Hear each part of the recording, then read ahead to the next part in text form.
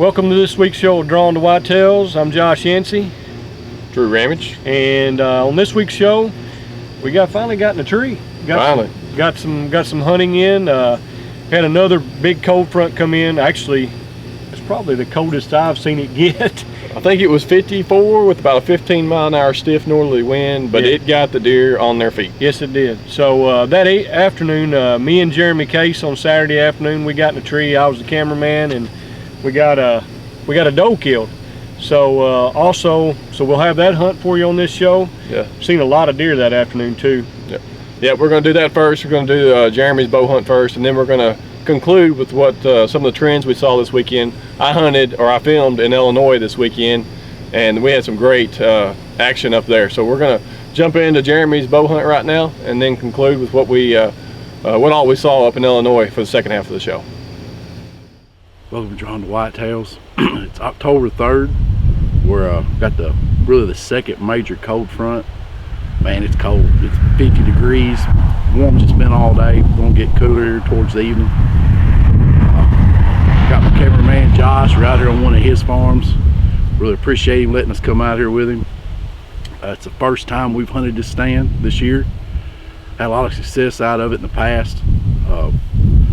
So if you'll just stick with us, we'll see if we can't stick an arrow in something. It's 4 o'clock. We just got in here, got everything settled good. Expect it to be a real good afternoon. Nice and cold. Got a good wind blowing for this set. The pressure's on the rise, usually helps with deer movement.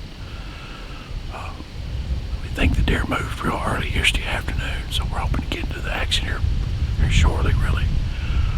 Promised the farmer we'd take some does out, so first big mature doe comes through, we're probably going to try to put an arrow through her.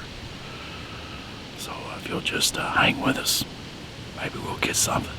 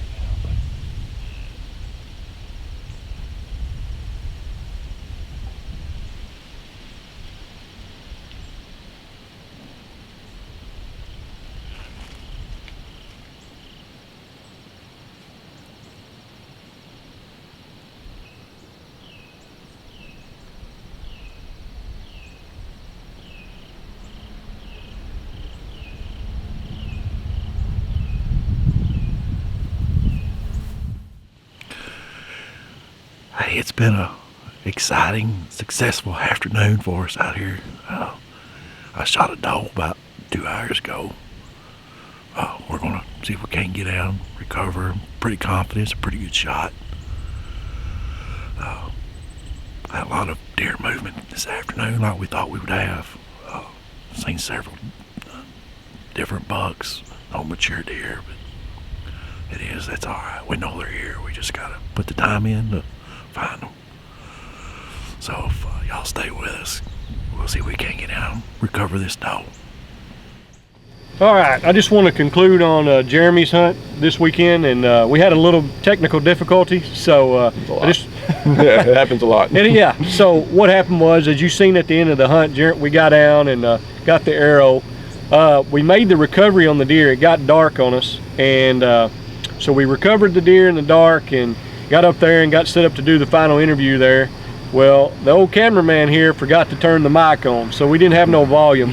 But we will throw up there and show you the picture of Jeremy and the doe we killed and everything. So I just wanted to touch on that, you know, we make mistakes doing this. But anyway, we had a good hunt, and you can see with the hunt that we had a lot of action. I mean, that front had the deer on their feet, and you know, it just touches on again these big fronts that you get in September and October.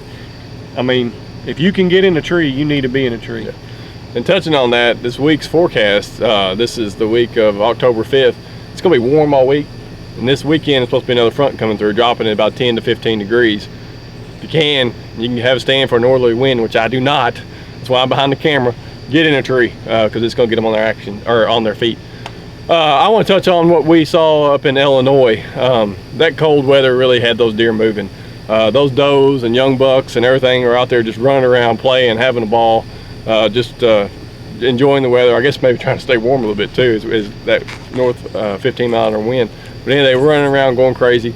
Had that big deer come off the hillside. He stayed 65 yards from us from the moment he came out to the moment he got in the beans, and never gave Blaine a shot. But he was a 4.5-year-old 8-point. And then Joel and Paul, and then Benji and Joel last night, which was Sunday, they had deer all over them. And I want to touch on something that I kind of learned on all that. These bucks are still grouped up right now. And I think on your hunt and then on their hunt, we could hear deer crashing their horns together. They're still, you know, and they may not be full-fledged fighting, but they are sparring and they're establishing the pecking order.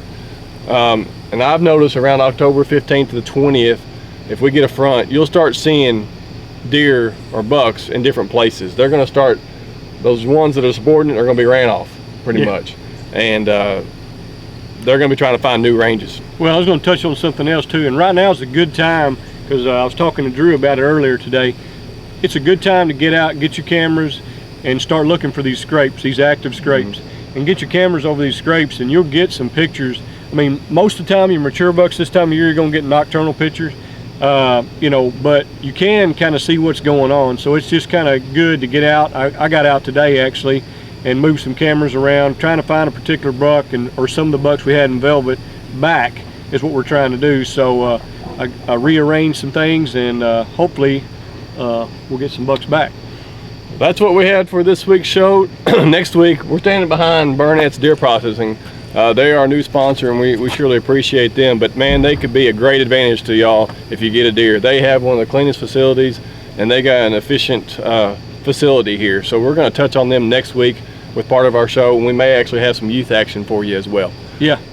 So I guess that's going to conclude this week. So as we always say, the season never ends. That's right. Thanks for watching.